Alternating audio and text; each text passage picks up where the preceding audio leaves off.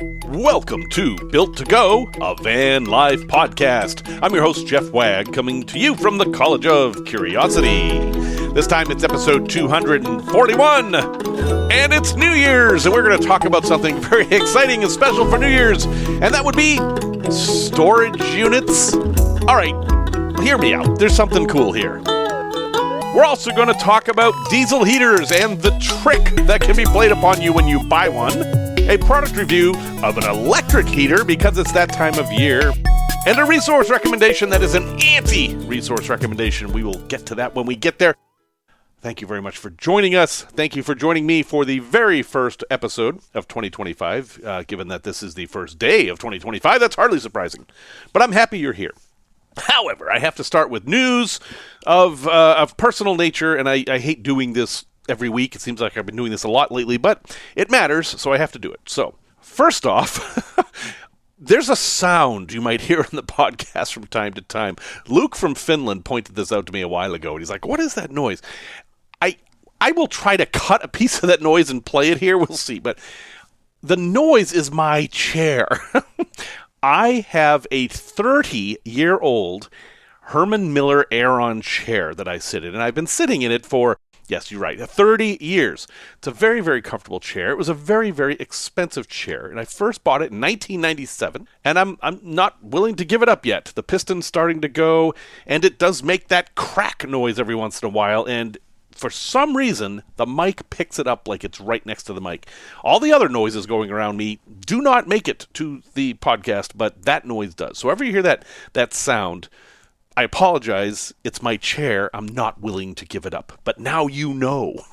Now you're on the inside, and you can say, there goes Jeff's chair again, and that makes you cool. Okay, now on a more serious note, folks, I am terribly sorry to announce this, but I will not be attending VanFest Liftoff this February. I just got dates for surgery, and they conflict with it, unfortunately. I'm going to go into surgery at the end of January, and my recovery time is estimated to be at least 6 weeks. I'm not allowed to drive during those 6 weeks, which is going to be a hardship. And that means no VanFest for me. I've already talked to Lance, and, well, I feel bad. I had a lot of stuff planned, and I was really looking forward to meeting some of you guys. Not all of you. Some of you guys. And, I can't go. I'm sorry. But that doesn't mean you shouldn't go. If you are looking for a great weekend of van life content with exhibitors and workshops and a whole bunch of rigs you can tour and people you can hang out with, please go to vanfestusa.com and find out about Liftoff, which is their Florida event that they're going to do every kind of midwinter, early spring, depending on how you look at it kind of thing. It's in Melbourne, Florida. It's actually in Viera, which is near Melbourne. And last year, we saw a rocket liftoff from there, and it was awesome, and I hope that happens again this year. But anyway, it's a great event. I'm very, very sad to be missing it, but I have to get this ankle fixed. It is really messing me up. I have 2 big trips planned this year, one to Norway and Belgium and Scotland, and another one to the Bermuda Triangle, and I need to lead groups around, and my foot doesn't work, and I got to fix it. So, apologies, and for anybody who might be worried or anything, this is not a major surgery. It's arthroscopic. They're just going to go in and I don't know what they're going to do. I don't want to think about it too much, but they're going to do stuff to my ankle that will make it better in time. So yeah, I will not be doing any winter camping, it seems, this year, because I think the earliest I can possibly head out on the road is going to be in March or so, and I've got some big plans this year.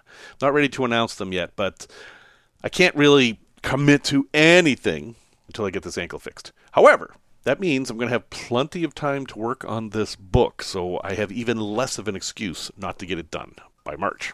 All that said, I thought I'd start out the new year with, there's that noise. I'd start out the new year with a very exciting topic, storage units. And it is actually a little bit more interesting than you might think. So to be clear here, I'm not talking about, little plastic storage bins. That's a whole other topic. And by the way, the Container Store just filed for bankruptcy. They were always very expensive, but they also had things that nobody else had, and they were a good resource for van life. So I don't know if they're going to have a big sale that you might want to take advantage of, or if they're going to keep doors open. I don't know what the story is, but yeah, they have filed for bankruptcy. Anyway, I'm not talking about those. I'm talking about, the big storage units, the the ones that you could, empty your house into, and they come in all different sizes. And it's funny, when I married my wife, I found out that her family traditionally always had a storage unit. And I thought that was odd. It was like, well, you've got a house, you've got a storage, why don't you? And it turns out this is actually fairly common, is that people will have storage units just to store their excess stuff. And this makes some sense for van life.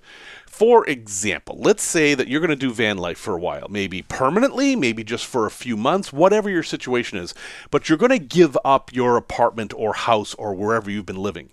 And you've got stuff you don't want to give up, but you also don't want to bring it in the van, like maybe a whole bunch of photo albums or your vinyl collection or all your winter clothes, or maybe you have some bicycles and you're only going to bring one. Whatever it is that you have that you want to keep, a storage unit might be the place to put it.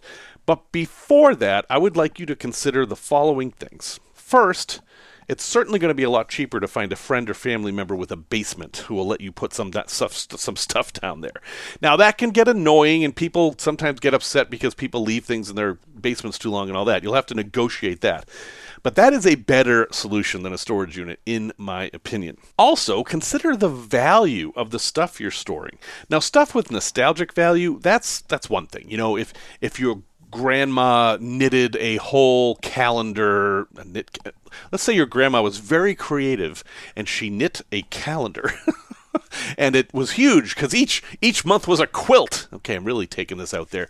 So you've got 12 months of quilt. It's huge, but it has so much value in it that you don't want to give it up. Yeah, a storage unit could be great for that. You're certainly not going to be able to fit it all in the van. But if you don't have stuff like that, if you just have stuff like furniture or lamps or, old tools, whatever, how much is that stuff worth? Because at some level, we're just talking about money. This is just about money.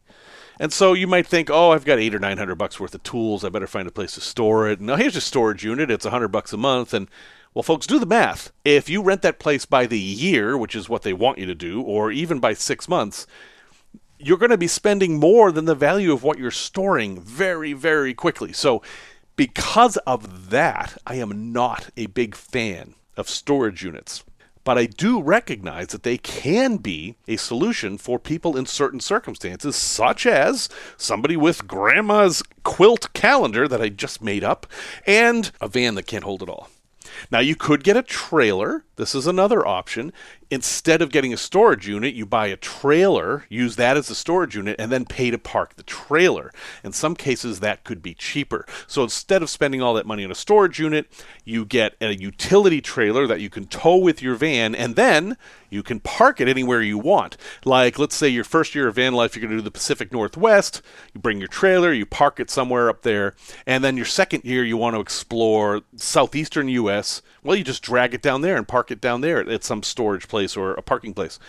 That is not a bad way to go. Plus, you have this vehicle that is worth some money, and you're paying less per month. So I kind of like that. But for folks who aren't ready to do that, or they have a vehicle they can't tow or whatever, what kind of storage unit should you get? Well, it turns out that storage units are not priced the same all over the country. Storage units on the West Coast and the Northeast are much more expensive than storage units in the middle of the country, which, it seems to be the trend for everything. Where's gas more expensive? Oh, in the West Coast and the Northeast. That's how it is in this country, and that's how it is for storage units too. So strategically, if you are somebody driving all over the U.S., where should your storage unit be? Well, it should be near an interstate. It should be not near a major city, and preferably it should be where two interstates meet. And I have found two spots that I think you should look at. One is Big Springs, Nebraska. What's in Big Springs, Nebraska? A storage place. Now, Big Springs is right where Interstate 80 and Interstate 76 come apart, okay? So that gives you fairly easy access to Denver. And from Denver, you have access to 70 and 25 and 80s right there. I mean, that's a pretty good hub for getting in interstates all around the country. And it's really inexpensive there. There are good-sized storage units there for like $30 a month, $35 a month. So that's one idea. Another place that's even cheaper is just north of Oklahoma City in a town called Edmond. Edmond, Oklahoma has some very cheap storage. You can rent a 5x5 unit. Now, that's not very big, obviously. 5 feet by 5 feet is not huge. But it's $13 a month. And I'll bet those quilts would fit in there. Or if you need more space, you can go to a 10x10 for $33 a month. That's not bad. And they also allow vehicle storage here, too.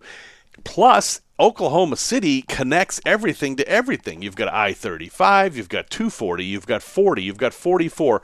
You can get anywhere from Oklahoma City pretty quickly. I mean, see, that's the trick here. If you're going to have a storage unit, you want it to be somewhere that's fairly easy to get to, regardless of where you are in the country. So being sort of in the center of the country and near interstates is important. So there's two places you could look.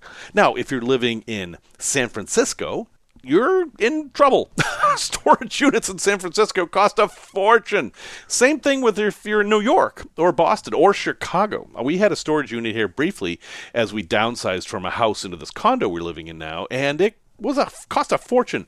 And the prices kept going up and up and up, and so finally I just got rid of everything. Remember, storage units are a monthly expense, and all the stuff in the storage unit must be worth more than you're paying for storage, or you're wasting your time, and it's silly. Just keep that in mind. But it is an option. Two other things about storage units that are important to remember. You may not live in storage units. I know there are YouTube videos of people living in storage units. In fact, I've had listeners to this podcast who told me they were living in a storage unit. I'm not going to rat you out. If living in a storage unit is your best option, more power to you. But it's more likely than not that it is illegal, and it's almost definitely against the rules.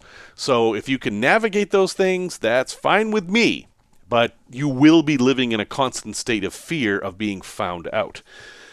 But more practically, can you build out a van in a storage unit?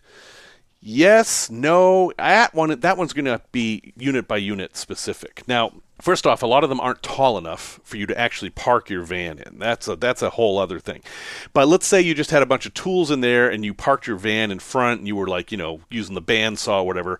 Well, they typically don't have power. So you're going to have to provide your own source of power, which, if you get a van, that's something you can do. And they typically are not going to be temperature controlled. So you have to be careful about what you're storing in there. It's going to be the same temperatures that your vehicle is going to experience. It's going to be super cold and super hot, depending on where it is. So you have those things to consider too. But if you were building out a van and you were just in the process and you knew this was going to be temporary, you could rent a fairly small storage unit and store sheets of plywood and things like that in there. And then every day go visit it, grab what you need, go find some place you can work on it, and then go back to that space and unload what you don't need. There are companies that work like this, like plumbers and such, where they will just have a storage unit with all the tools and supplies they need, and rather than have folks drive into an office which might be downtown, they'll have their workers drive to a storage unit on the outskirts of town, get all the stuff they need, and then they're closer to the folks in the suburbs or whatever. Anyway, I don't have any special coupons for you. I don't have any companies to recommend. I've used a few of them. They've all been fairly fine. Personally, I would rather use a mom and pop kind of storage unit place, but the problem with that is that they could go out of business. Or there could be a death in the family or something, and suddenly you don't know what's going on. Or you might get a phone call, hey, we're closing down, you got to get all your stuff out in a week. That's less likely to happen with a big outfit like Extra Space or U-Haul or somebody like that. Anyway, do your research, figure out exactly what you want. But sometimes storage units can be a good solution for folks trying to live out of vehicles. But man, please don't pay for a storage unit until you've done the math. Thanks to Linus and Kent for helping to sponsor this show. Because of folks like Linus and Kent and everyone else who's donated, especially those folks who donate every month, we don't have any ads. That means you don't have to listen to any ads. I don't have to listen to any ads. I don't have to get upset because they're advertising things I don't approve of, etc., etc., etc. We can just have nice podcast time. So if you would like to make that a reality, or rather keep that a reality, please visit buymeacoffee.com/built-to-go. That's 2 T's, not 3, not 1. And you can buy me some diesel, and that will help keep this show going. By the way, I just got a bill for $300 for a server for this podcast, which is a bit much, but that's what your donations help to pay for. It is not free doing this. I'm not trying to get rich, but it does cost me some money, and I would like a little help. Thank you, guys. Tech Talk. What size diesel heater should you get? Now we're talking about cheap Chinese diesel heaters here. Not your Webasto's, not your Eberspachers. That's in a whole other league. Webasto's and Eberspachers, Planars, all those cost many, many, many times more than a cheap Chinese diesel heater. There's two philosophies. Buy quality and you only buy once, or you just keep buying them as they break. But you can get a cheap Chinese diesel heater for $100, and some of the Eberspachers are $1,300. That means you could go through 13 cheap Chinese diesel heaters before you reach the same monetary expense of an Eberspacher, which can also have problems. That's a whole philosophical thing. That's not what I'm talking about here. What I want to talk to you about here is how they lie to you. If you go on to Amazon or wherever you're going to buy your cheap Chinese diesel heater, you're going to see three sizes, the most common, and they're measured in kilowatts, which is just a measure of energy. So you've got the 2 kilowatt ones, which are the smallest ones, the 5 kilowatt ones, which are by far the most common. That's what almost everybody gets. And the 8 kilowatt ones, which you would think would be bigger, right? And generally, based on what I've seen, and this varies a bit, but the 5 kilowatt ones are also the cheapest. The 2 kilowatt ones are harder to find and sometimes cost more. And they have an advantage if you are using a small vehicle, like an NV200 or a ProMaster City or a minivan or something like that, because you do not want an oversized heater for your rig. And the reason is that if the thing cycles a lot, meaning it reaches its set temperature quickly and then it cools down and does that over and over again, that cycling can help build up soot. So you don't want one that's too big. You want the right size. The 2 kilowatt ones have an advantage in that they will run longer. They're not going to use any more fuel. They're just going to run longer in a small vehicle, which is good. And the units are physically smaller. The 2 kilowatts are a smaller box, which makes them easier to fit. That's all great. Now, the 5 kilowatts, which is what I have, are fine for most vans. 5 kilowatt works great in my 144 Sprinter. I am nowhere near maxing this thing out, even on the coldest days, so I bet it would do a 170 just fine. But when you get up into the schoolie territory, 5, 7, however many windows your schoolie has, then maybe an 8 kilowatt is appealing. But here's the problem. In many cases, they're all exactly the same thing. And other people have noticed this. Because it's just a label on the box. And when you open the box, there's no label on the heater that says 5 kilowatts, 8 kilowatts, or whatever. And it seems like some of these companies, they're only selling 5 kilowatt units. So you order a 2 kilowatt and you get a 5 kilowatt. And you won't know the difference if you don't compare. Or you order an 8 kilowatt, which does cost more, and you get a 5 kilowatt. And again, it says 8 kilowatt on the box. And then you get this plastic thing and you install it. It puts out heat. You're happy, not realizing that it's exactly the same as the 5 kilowatt one. And this happens all the time. There was a video I just watched. They actually took the units apart. They bought a 5 kilowatt and an 8 kilowatt and took them apart completely. And the only part that was different between the 8 kilowatt and 5 kilowatt was this metal plate that had a different color paint on it. All the components were exactly the same. The combustion chamber was the same. It was the same pump, the same controller. And you might think, oh, well, that doesn't mean it's the same programming for the controller. Maybe the 8 kilowatt has different programming. Nah, these things aren't that complex. The thing basically is just telling the fuel pump how often to cycle. Every one of those ticks is a squirt of fuel, and the fuel pump is basically telling it how many ticks to make.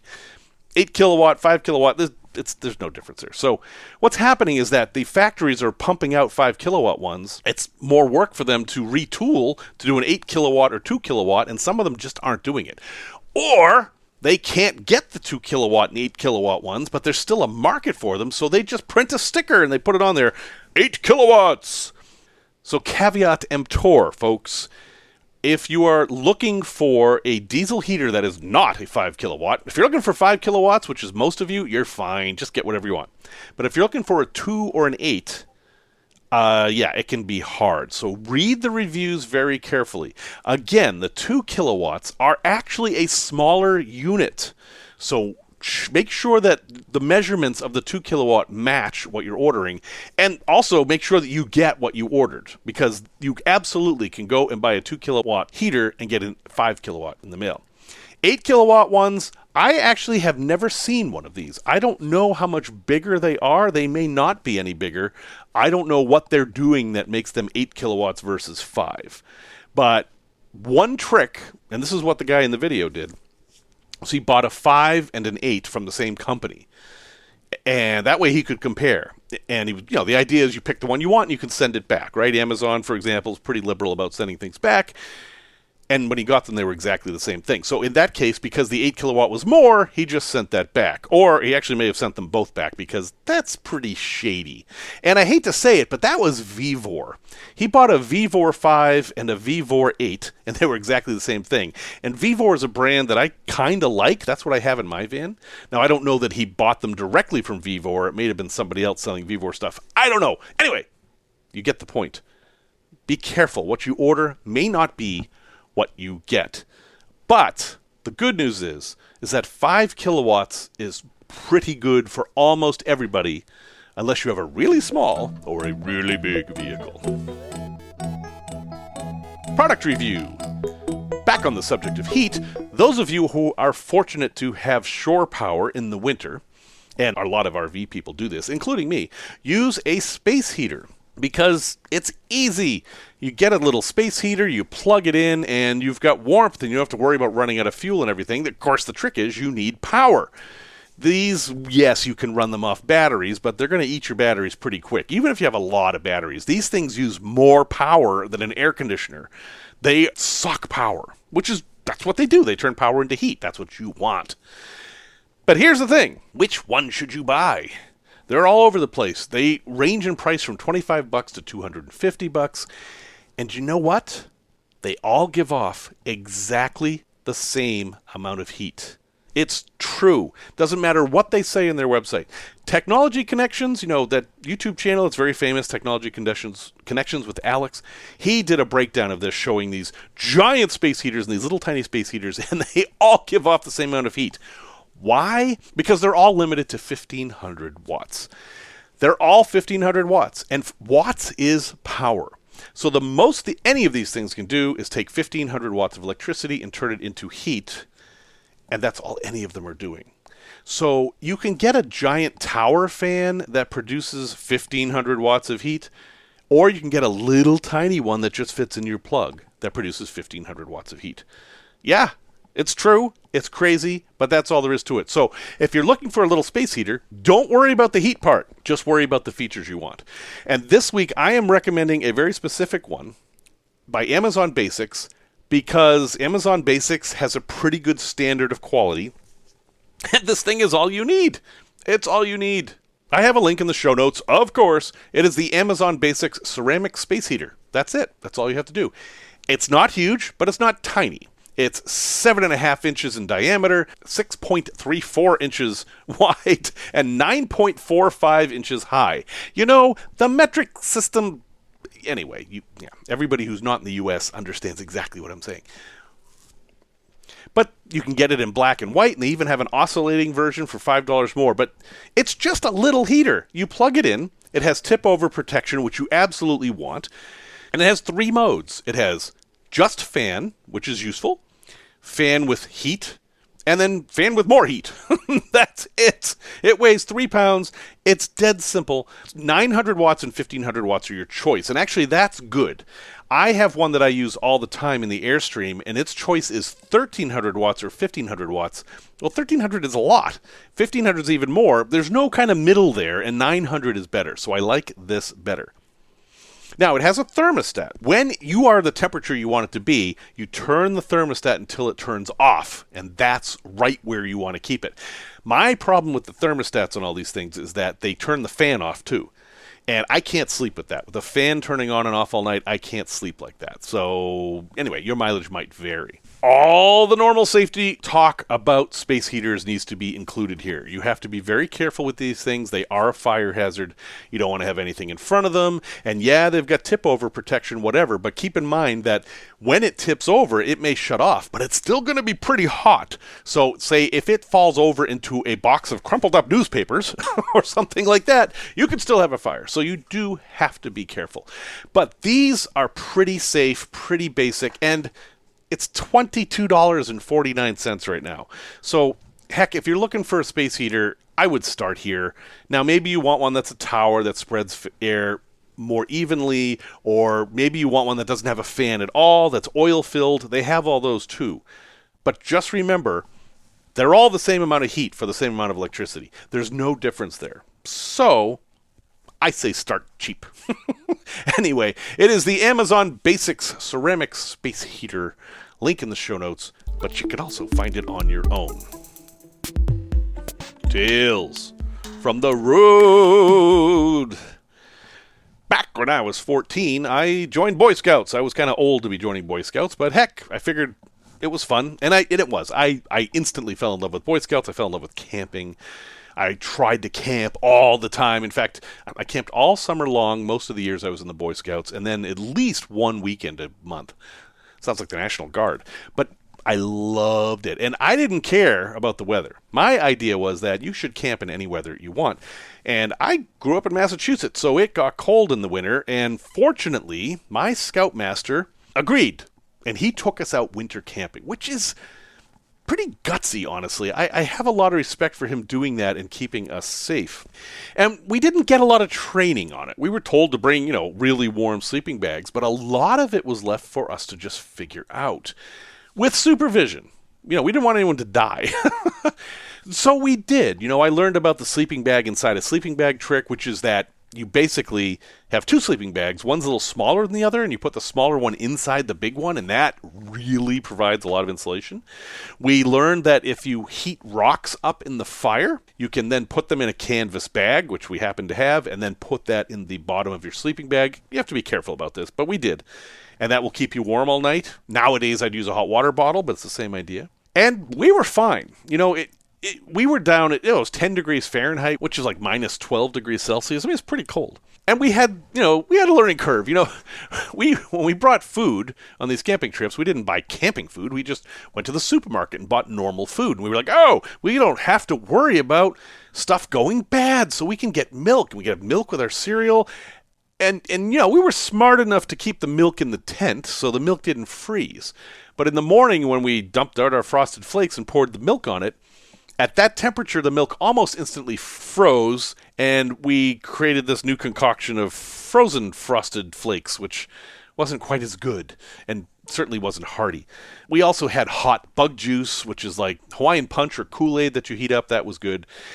It was actually fun. It was cold, but we were prepared for it. And we played and built stuff and did things all day long, and it was great. However, there was one kid. There's always that one kid. There was one kid who brought sausages, and he brought just raw sausages. And he was trying to cook them with sterno. Now, we had used sterno for cooking before, and we had these little stoves, and you'd put a sterno can in there, and you could cook on them. It was a little slower than using the fire, but it was also easier. Now, time out here. This is back in the days when everything was done with fires. I know Boy Scouts has changed a lot, and they don't really cook with fire as much as they used to because of fire hazards, things like that. But back in the 80s, when we were doing this, it was fire, fire, fire, fire. We always had a fire going constantly. So we were cooking on fire, except for kids like this who wanted to cook with sterno, which was fine.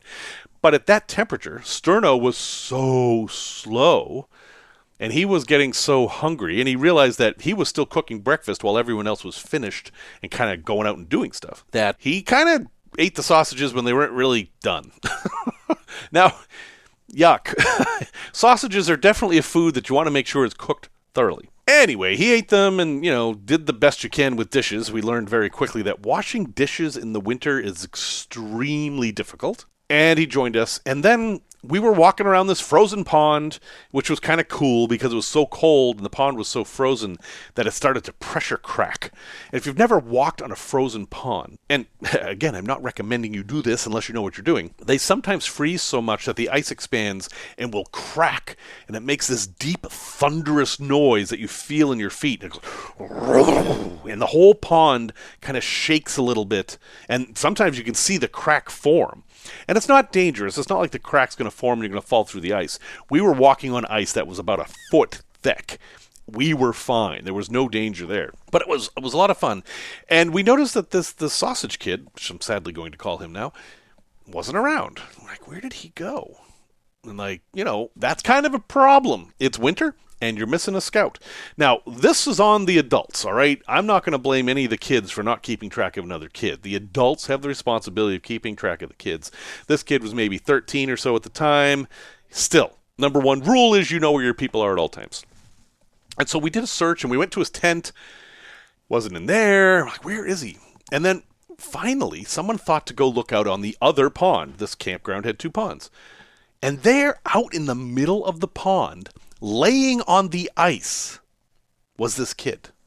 Just laying on the ice, kind of in a fetal position. So we're like, what the... So the adults took over at this point. They rush out there. They grab the kid. They thought he might be hypothermic.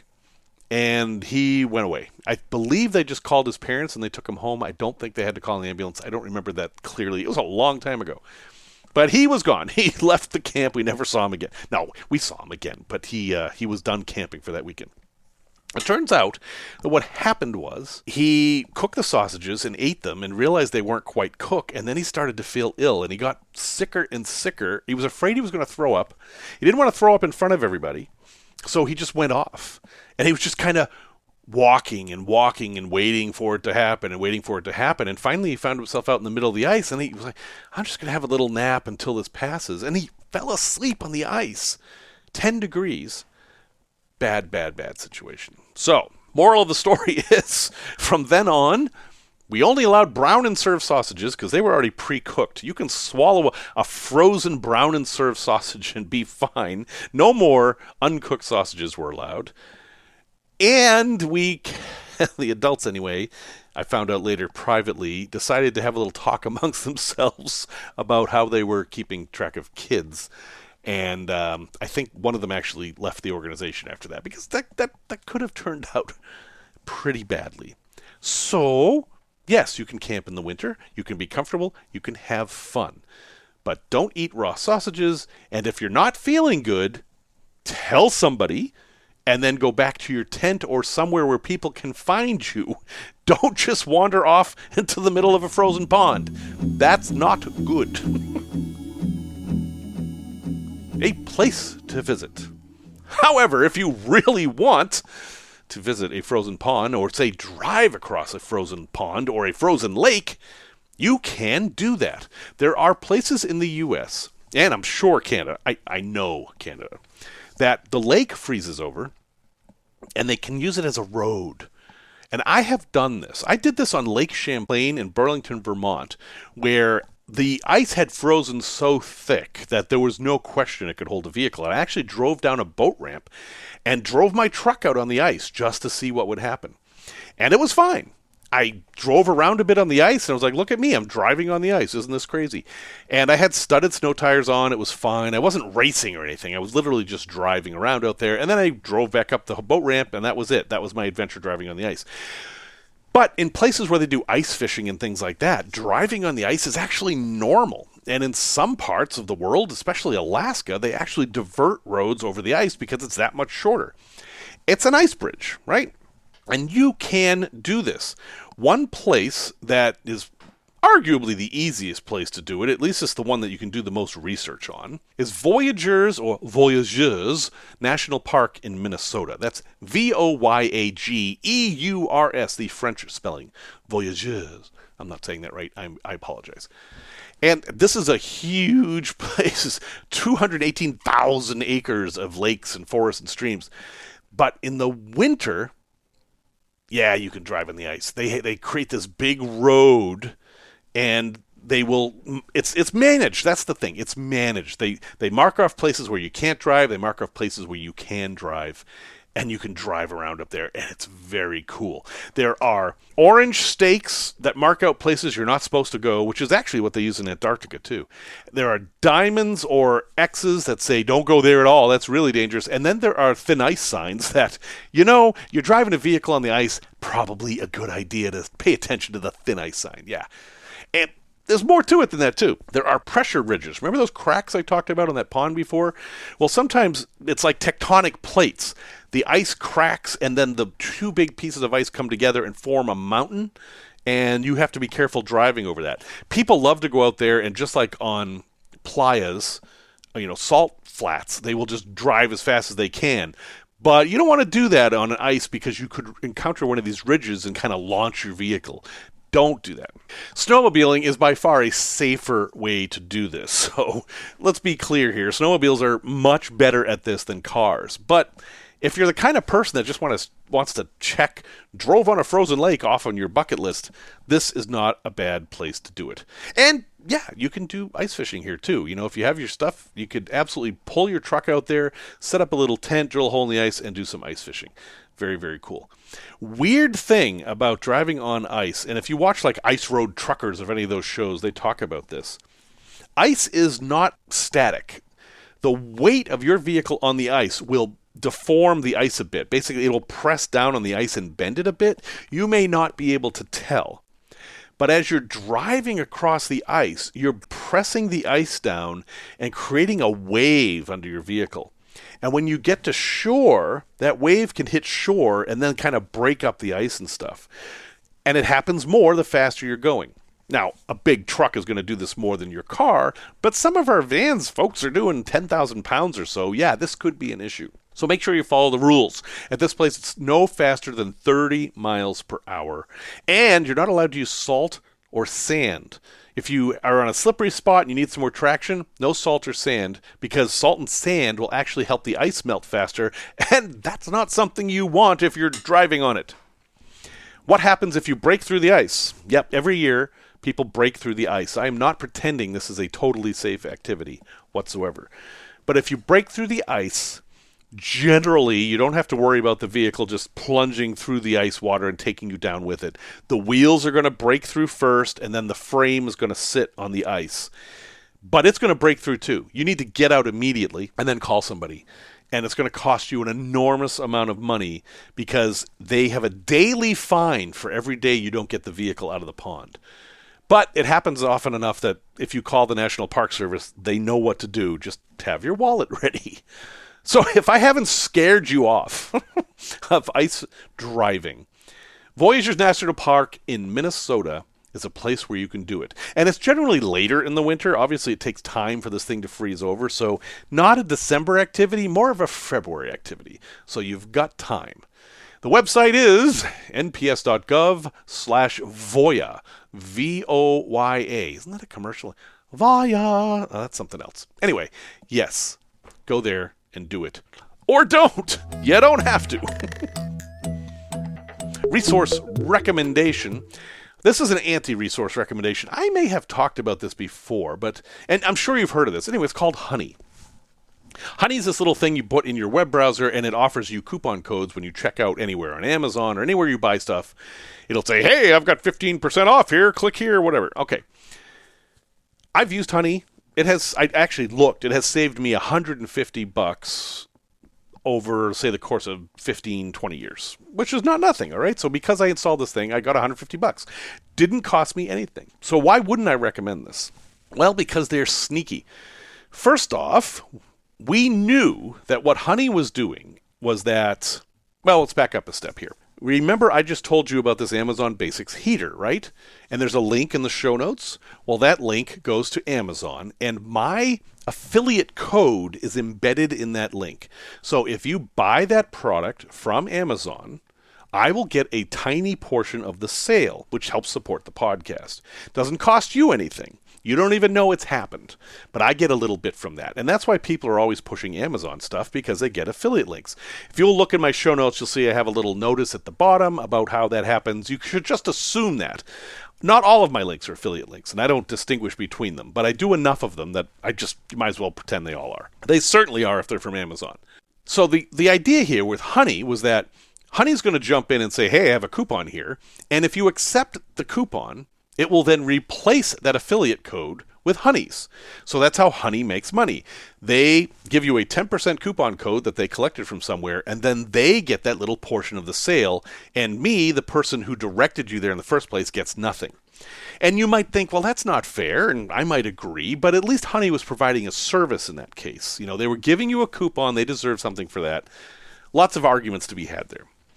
But that's not all they're doing. Basically, Honey is hijacking everything they possibly can all the time. If you click on the coupon and it doesn't work, Honey gets the credit. If you don't click on the coupon, Honey gets the credit.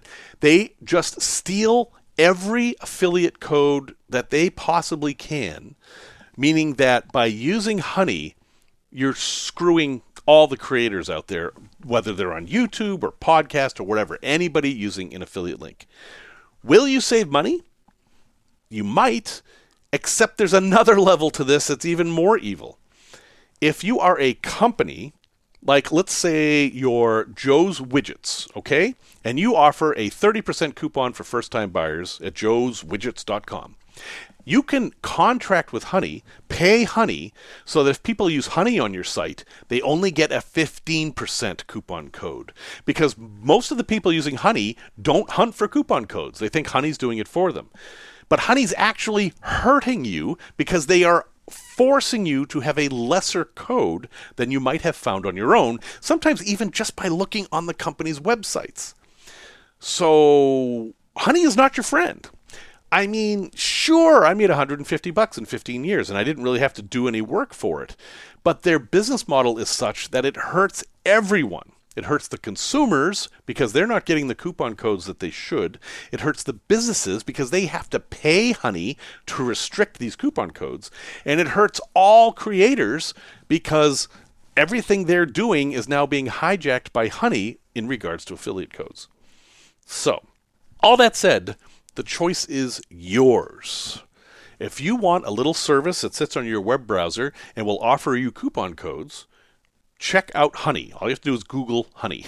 I'm not going to give you a link. That's all you have to do.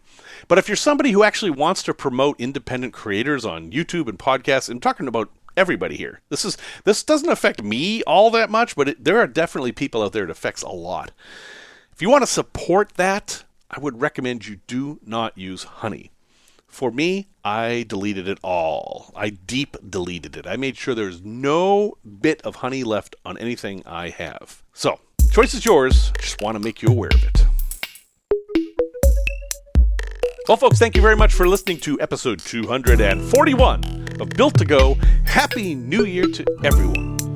Music, as always, is by Simon Wagg. And if you need to get a hold of me for any reason, I am Jeff at builttogo.com. That's 2 T's, not 3, not 1. And until next time, remember the words of Jefferson Payne, who said, "The road teaches patience, the van teaches simplicity, and the journey teaches gratitude. Fill your tank with all three."